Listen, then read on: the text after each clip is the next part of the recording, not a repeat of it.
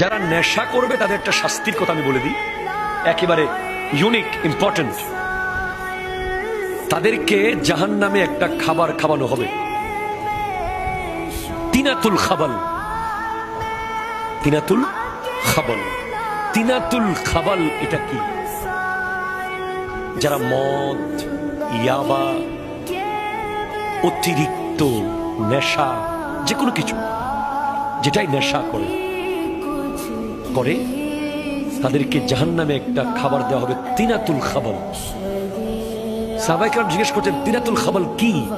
আমার নবী বলছেন তিনাতুল খাবাল হলো জাহান্নামীদের ঘাম এবং পুষ, এই দুইটা মিলিয়ে একটা খাবার তৈরি হবে জাহান্নামে। জাহান্নামীদের গায়ের ঘাম এবং পুষ, এই খাবার যারা নেশা করে তাদেরকে দেওয়া।